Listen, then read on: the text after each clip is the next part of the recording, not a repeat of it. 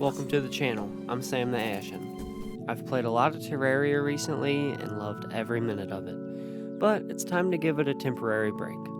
So I'm on the search for a really good open world survival game that hopefully reminds me a little bit of Terraria. Luckily, I stumbled upon a game called Starbound.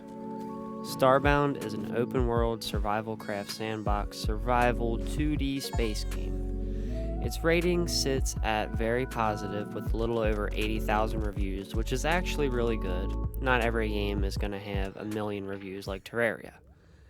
I've put about 60 hours into Starbound so far, and it definitely reminds me of Terraria, and the devs were definitely inspired by Terraria. The game is dripping with charm, with its seemingly simple graphics that quickly turn into creative and complex designs for the worlds, the enemies, the biomes, ancient altars, bosses, and so on. Last week I did a video on Keplerth, which unfortunately had a ton of potential that it did not live up to. Fortunately for us though, Starbound does not make that mistake.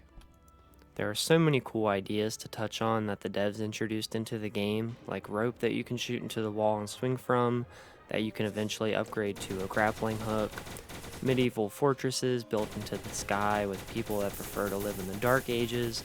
There is so much variety in the game, from enemies to weapons to biomes to castles to NPCs to bosses. They did an outstanding, amazing job on variety. I have absolutely no complaints there.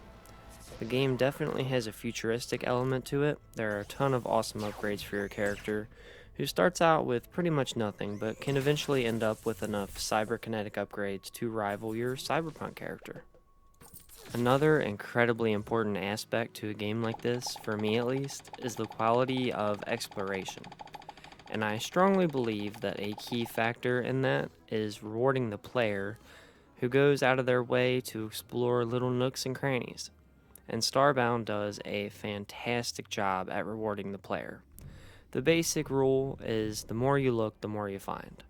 There's a hidden chest underneath a well, or buried treasure underneath a house that the resident tried to hide, a normal looking switch that opens a secret door to a loot room, a vault at the top of a medieval fortress where the king is hiding with all his gold, all yours for the taking. Another key factor for the exploration is character mobility. Again, they did an amazing job with all the upgrades for your character, like double jump or rocket jump, air dash, wall climb. You can turn into a ball that can climb walls or dig straight down really fast or get into smaller spaces to get extra treasure. They really outdid themselves.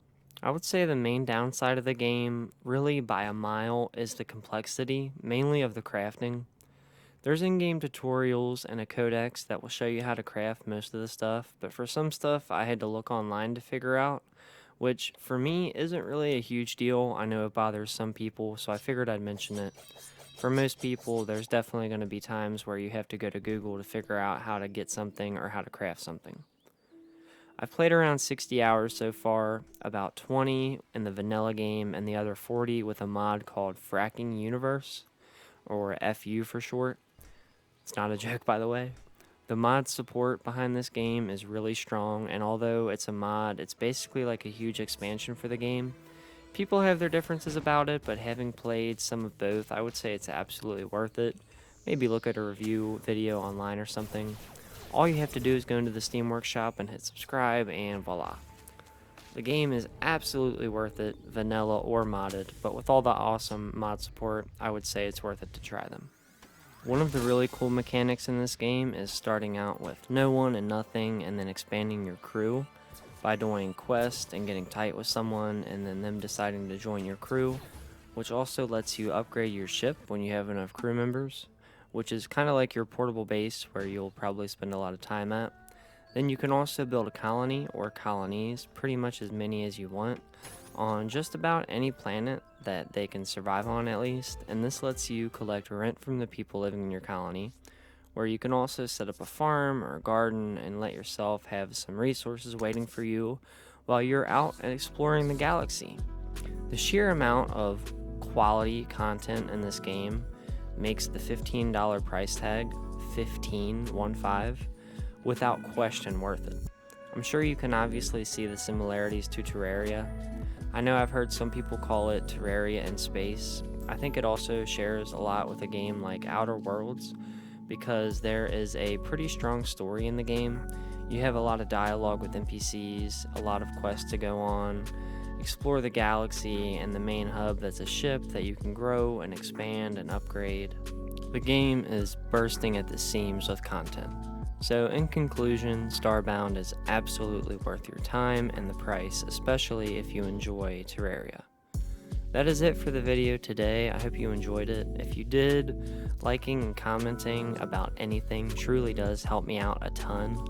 I'm getting close to 500 subscribers, which is awesome. It might not sound like a lot in comparison, but it definitely feels like a lot to me.